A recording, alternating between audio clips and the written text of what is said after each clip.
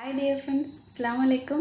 ഇന്ന് ഞാൻ വന്നിട്ടുള്ളത് നല്ല ഭംഗിയുള്ള ഒരു കേക്കിന്റെ റെസിപ്പി ആയിട്ടാണ്. ഈ ഒരു കേക്കിലേക്ക് ബീറ്ററോ ഓവനോ ഒന്നും വേണ്ട. വളരെ ഈസി ആയിട്ട് തന്നെ എല്ലാവർക്കും ചെയ്തെടുക്കാൻ പറ്റും. വിപ്പിംഗ് ക്രീം ബീറ്റ് ചെയ്തിട്ട് കേക്ക് ഒക്കെ ഉണ്ടാക്കുമ്പോൾ ഇപ്പോൾ വിപ്പിംഗ് ക്രീം ലൂസ് ഒക്കെ ആയി പോകുന്നവർക്കൊക്കെ ചെയ്തു നോക്കാൻ പറ്റിയ ഈസി ആയിട്ടുള്ള ഒരു കേക്കാണിത്. അപ്പോൾ ഈ ഒരു കേക്ക് നിങ്ങൾക്ക് ഇഷ്ടമാവുകയാണെങ്കിൽ ലൈക്ക് ചെയ്യുക. അതുപോലെ എപ്പോഴും പറയുന്ന പോലെ ഷെയർ ചെയ്യുക. സബ്സ്ക്രൈബ് ചെയ്യാതെ കാണുന്നവർ മറക്കാതെ തന്നെ സബ്സ്ക്രൈബ് ചെയ്യുക. അപ്പോൾ ഈ ഒരു കേക്ക് എങ്ങനെയാണ് ചെയ്യുന്നതെന്ന് നോക്കാം. ഇതിനായിട്ട് ഞാൻ 8 ഇഞ്ചിൻ്റെ കേക്ക് ടിന്നാണ് എടുത്തിട്ടുള്ളത്. ഇതിൽ കുറച്ച് ഓയിലൊക്കെ ഒന്ന് ബ്രഷ് ചെയ്തിട്ട് ബട്ടർ പേപ്പർ ഇട്ട് കൊടുക്കുന്നുണ്ട്. അപ്പോൾ ഈ ഒരു കേക്ക് ഞാൻ മിക്സിയുടെ ജാറിലാണ് ഇതിൽ മുട്ടയൊക്കെ അടിച്ചെടുത്തിട്ടുള്ളത്. അപ്പോൾ ഈ കേക്കിന് വലിയ ഹൈറ്റ് ഇല്ല, ഒരുപാട് സ്പോഞ്ചി ആയിട്ട് അങ്ങ് പൊങ്ങി വരുന്ന കേക്കല്ല. അതുകൊണ്ട് 2 കേക്ക് ഞാൻ റെഡിയാക്കി എടുക്കുന്നുണ്ട്, ഒരേപോലെ തന്നെയുള്ളത്. അപ്പോൾ ഒരു കേക്കിൻ്റെ റെസിപ്പിയാണ് ഞാൻ കാണിക്കുന്നത്, അതേപോലുള്ള തന്നെ ഒരെണ്ണോട് ഉണ്ടാക്കിയെടുക്കുന്നുണ്ട്. അപ്പോൾ ഇതിനായിട്ട് ഒരു ബൗളിലേക്ക് 1 കപ്പ് മൈദ ചേർത്തിട്ടുണ്ട്. ഇനി ഇതിലേക്ക് കൊക്കോ പൗഡർ ചേർക്കാം. അപ്പോൾ മൈദയും അരിച്ച് ചേർക്കണം. ഞാനിപ്പോൾ മറന്നു പോയിട്ട് ആദ്യം അങ്ങ് മൈദ ചേർത്തത് കൊണ്ടാണ്. അതിലേക്ക് 3 ടേബിൾ സ്പൂൺ കൊക്കോ പൗഡർ ചേർത്തിട്ടുണ്ട്. ഒരു നുള്ളു ഉപ്പും ചേർത്ത് 1 ടീസ്പൂൺ ബേക്കിംഗ് പൗഡറും 1/4 ടീസ്പൂൺ ബേക്കിംഗ് സോഡയും ചേർത്ത് കൊടുത്തിട്ടുണ്ട്. നന്നായിട്ട് ഇതൊന്ന് അരിച്ച് ചേർത്ത് കൊടുക്കാം. അപ്പോൾ നിങ്ങൾ മൈദയും കൂടെ അരിച്ച് ചേർക്കാനായിട്ട് ശ്രദ്ധിക്കണം.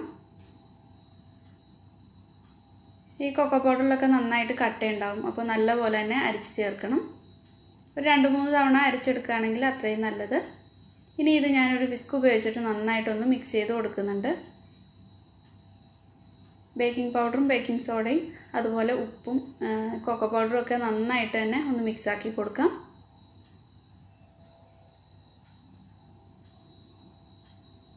അതിനി മാറ്റി വെച്ചിട്ടുണ്ട്. ഞാനിവിടെ ഒരു 1/2 കപ്പ് ചൂടുള്ള വെള്ളം എടുത്തിട്ടുണ്ട്. നല്ല ചൂടുള്ള വെള്ളമാണ് എടുത്തിട്ടുള്ളത്.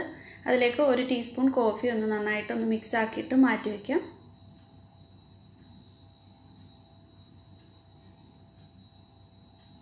ഒരു മിക്സിയുടെ ജാർ എടുത്തിട്ടുണ്ട്. അതിലേക്ക് 3 മുട്ട ചേർത്ത് കൊടുക്കാം.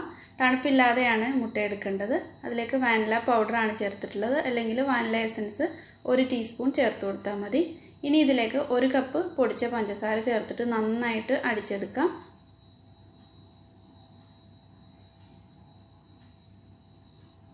അപ്പോൾ ഇത് നല്ലപോലെ ഒന്ന് പതഞ്ഞ് വന്നിട്ടുണ്ട്. ഇതിലേക്ക് ഇനി ഒരു 1/4 കപ്പ് ഓയിൽ ചേർത്ത് കൊടുക്കാം. അപ്പോൾ ബട്ടറാണ് ചേർക്കാൻ ഇഷ്ടമെങ്കിൽ ഒരു 1/4 കപ്പ് ബട്ടർ മെൽറ്റ് ചെയ്തിട്ട് ചേർത്ത് കൊടുത്താൽ മതി.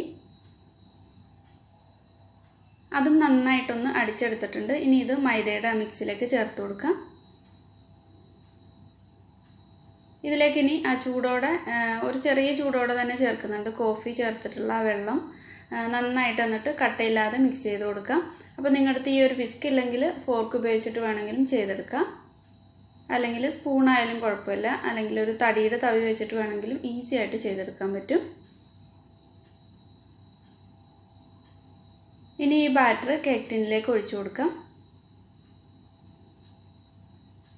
ഈ ഒരു മുട്ട ബീറ്റർ വെച്ചിട്ട് ബീറ്റ് ചെയ്തിട്ട് ചെയ്യുകയാണെങ്കിൽ കുറച്ചും കൂടെ ഉയരത്തിൽ കേക്ക് കിട്ടും. ഇത് ബേക്ക് ചെയ്യാൻ വേണ്ടിയുള്ള പാത്രം ഒരു 5 മിനിറ്റ് ഞാൻ മീഡിയം ഫ്ലെയിമിൽ ചൂടാക്കി എടുത്തിട്ടുണ്ട്. നന്നായിട്ട് ചൂടായിട്ടാണ് ഇതിലേക്ക് കേക്ക് ടിന്ന് വെക്കേണ്ടത്.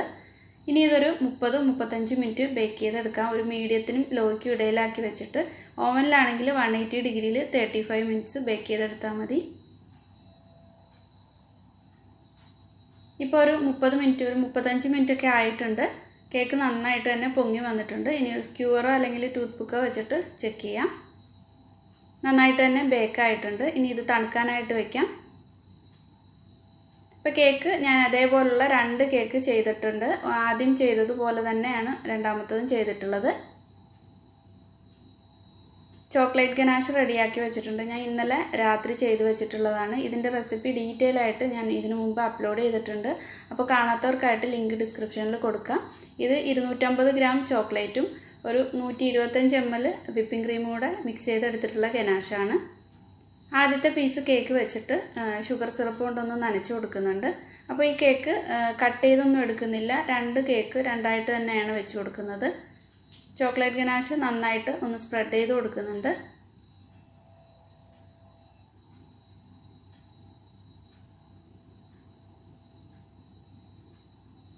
ഇനി അടുത്ത പീസ് കേക്കും വെച്ച് കൊടുത്തിട്ട് ഇതേപോലെ തന്നെ ഷുഗർ സിറപ്പ് കൊണ്ടൊന്ന് നനച്ച് കൊടുത്തിട്ട് ഗനാഷ് സ്പ്രെഡ് ചെയ്ത് കൊടുക്കാം.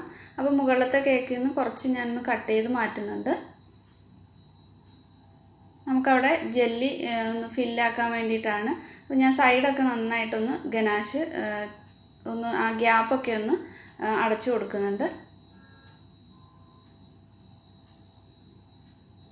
നമുക്ക് ഇതേപോലെ ചോക്ലേറ്റ് ഗനാഷ് റെഡിയാക്കിയിട്ട് വെച്ച് കഴിഞ്ഞാൽ നന്നായിട്ട് തന്നെ കേക്ക് ഈസി ആയിട്ട് നമുക്ക് ഫിനിഷ് ചെയ്തെടുക്കാൻ പറ്റും. നമുക്ക് നല്ല സ്മൂത്തായിട്ട് തന്നെ ഇതിൻ്റെ എൻഡൊക്കെ നന്നായിട്ട് വരും. ഇനി ഇതിൻ്റെ സെൻറ്ററിൽ നിന്ന് ഇതേപോലെ ഒന്ന് വരഞ്ഞിട്ട് അത്രയും ഭാഗത്തെ കേക്ക് ഒന്ന് എടുത്ത് മാറ്റുന്നുണ്ട്. അവിടെ ജെല്ലി ഫില്ല് ചെയ്യാൻ വേണ്ടിയിട്ടാണ് ഇങ്ങനെ ചെയ്യുന്നത്. നമ്മൾ രണ്ടാമത് വെച്ച് കൊടുത്തിട്ടുള്ള ആ ഒരു കേക്കിൻ്റെ കുറച്ച് മാത്രം വെച്ചിട്ട് ബാക്കിയെല്ലാം കട്ട് ചെയ്തെടുക്കുന്നുണ്ട്.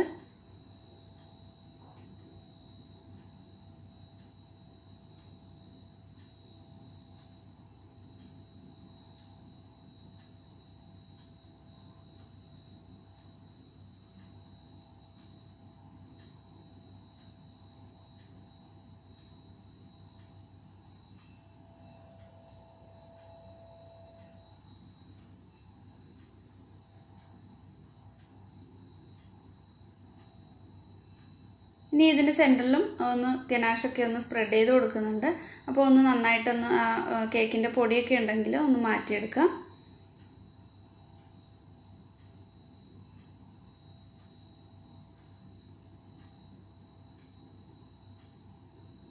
ഇതിലേക്ക് ഇനി ഗനാഷ് സ്പ്രെഡ് ചെയ്യുന്നതിന് മുമ്പായിട്ട് കുറച്ച് ഷുഗർ സിറപ്പ് കൂടി ഒന്ന് കൊടുക്കുന്നുണ്ട്. അപ്പോൾ നന്നായിട്ടൊന്ന് നനഞ്ഞ് കിട്ടും. പിന്നെ നമ്മൾ ഗനാഷ് സ്പ്രെഡ് ചെയ്യുമ്പോൾ നന്നായിട്ട് തന്നെ ചെയ്യാൻ പറ്റും. അപ്പോൾ ഇതിൻ്റെ മുകളിലായിട്ട് ചോക്ലേറ്റ് ഗനാഷ് ഞാൻ കുറച്ചൊന്ന് ചൂടുവെള്ളത്തിൽ വെച്ചിട്ട് ഒന്ന് മെൽറ്റാക്കിയിട്ട് സ്പ്രെഡ് ചെയ്ത് കൊടുക്കുന്നുണ്ട്. ഒന്ന് ഈസി ആയിട്ടൊന്ന് ഇതിലേക്കൊക്കെ ഒന്ന് തേച്ച് കൊടുക്കാൻ വേണ്ടിയിട്ടാണ്. ഒന്ന് ചൂടുവെള്ളത്തിൽ വെച്ചാൽ മതി, കുറച്ച് നേരം വെച്ചാൽ മാത്രം മതി, പെട്ടെന്ന് തന്നെ മെൽറ്റായി കിട്ടും. എന്നിട്ടൊന്ന് മിക്സ് ആക്കിയിട്ട് ഇതേപോലെ ഒന്ന് സ്പ്രെഡ് ചെയ്ത് കൊടുത്താൽ മതി.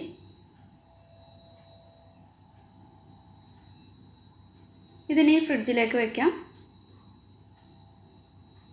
അപ്പോൾ ഇതിലേക്കുള്ള ഫോണ്ടൻ്റൊക്കെ ഒന്ന് മിക്സ് ആക്കിയിട്ട് കളർ ചേർത്തിട്ടൊന്ന് മിക്സ് ആക്കി എടുക്കുന്നുണ്ട്. എന്നിട്ട് പരത്തിയെടുക്കാം.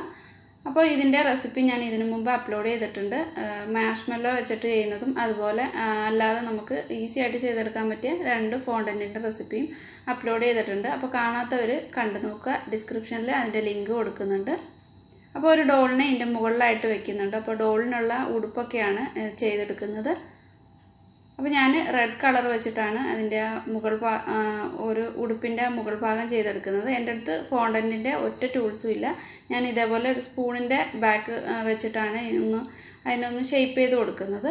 എന്നിട്ട് ഇതേപോലെ ഒന്ന് പ്ലീറ്റ്സ് ഇട്ട് കൊടുക്കാം. അപ്പോൾ നിങ്ങളുടെ അടുത്ത് ഫോണ്ടൻറ്റിൻ്റെ ടൂൾസൊക്കെ ഉണ്ടെങ്കിൽ അത് വെച്ചിട്ട് നല്ല ഭംഗിയിലൊക്കെ ചെയ്തെടുക്കാൻ പറ്റും. ഞാനിപ്പോൾ ഇങ്ങനെയാണ് ചെയ്യുന്നത്.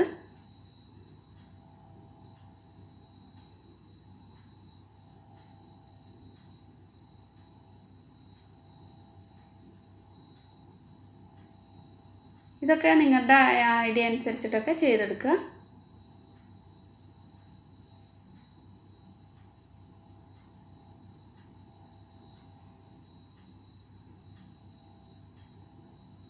വളരെ ഈസി ആയിട്ട് തന്നെ ചെയ്തെടുക്കാൻ പറ്റുന്ന രീതിയിലാണ് കാണിക്കുന്നത്. ഇനി ഞാൻ ഇതേപോലുള്ള ചെറിയ കട്ടറുകൾ എടുത്തിട്ടുണ്ട്. എന്നിട്ട് ഇതേപോലെ ഹാർട്ട് ഷേപ്പിലൊക്കെ ഒന്ന് കട്ട് ചെയ്തെടുക്കുന്നുണ്ട്.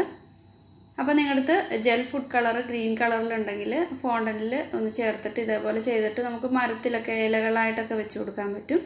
അപ്പോൾ എൻ്റെ അടുത്ത് ഗ്രീൻ കളറിലെ ജെൽ ഫുഡ് കളർ ഇല്ലാത്തതുകൊണ്ടാണ് ഞാനിങ്ങനെ ചെയ്യുന്നത്.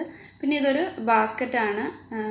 ഇങ്ങനെ ചെയ്തിട്ട് വളരെ ഈസി ആയിട്ട് തന്നെ ഒന്ന് റൗണ്ട് ചെയ്തെടുത്തിട്ടുണ്ട്. ഒന്ന് താഴെ ഒന്ന് ഇങ്ങനെ വെക്കാൻ വേണ്ടിയിട്ട്. എന്നിട്ട് അതിനൊരു പിടിയും കൂടെ വെച്ച് കൊടുക്കുന്നുണ്ട്. ഇനി ഒരു മരം റെഡിയാക്കാൻ വേണ്ടിയിട്ട് സ്ക്യൂവറിലേക്ക് ഫോണ്ടൻ്റ് ഇതേപോലെ ഒന്ന് വെച്ച് കൊടുക്കുന്നുണ്ട്. അത് നമുക്കൊന്ന് ആ കേക്കിലേക്ക് കുത്തി വെക്കാൻ വേണ്ടിയിട്ടാണ് സ്ക്യൂവർ ഇങ്ങനെ വെക്കുന്നത്. എന്നിട്ട് ബാക്കിയുള്ള സ്ക്യൂവർ അങ്ങ് കട്ട് ചെയ്ത് കളയുന്നുണ്ട്. ഇതേപോലെ ഒരു കമ്പി ഇങ്ങനെ ഒന്ന് കുത്തി കൊടുക്കുന്നുണ്ട്. അതിൻ്റെ ശിഖരം കൊടുക്കാൻ വേണ്ടിയിട്ടാണ് ഇങ്ങനെ ചെയ്യുന്നത്.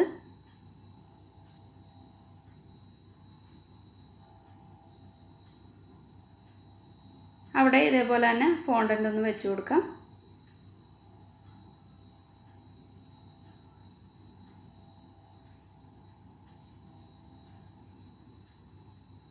പിന്നെ കുറച്ച് റോസിൻ്റെ ബഡ്സ് പോലെ ചെറുതായിട്ട് റെഡിയാക്കിയിട്ടുണ്ട്. അതും വളരെ ഈസി ആയിട്ട് തന്നെ ചെയ്തെടുക്കാൻ പറ്റും.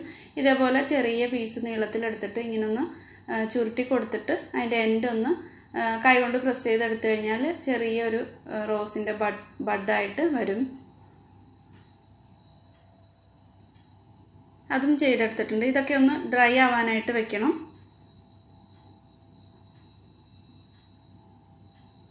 പിന്നെ ഈ ഒരു തടിയുടെ കളർ കൊടുക്കാനായിട്ട് കുറച്ച് ബ്രൗൺ കളറൊന്ന് ബ്രഷ് ചെയ്ത് കൊടുക്കുന്നുണ്ട്.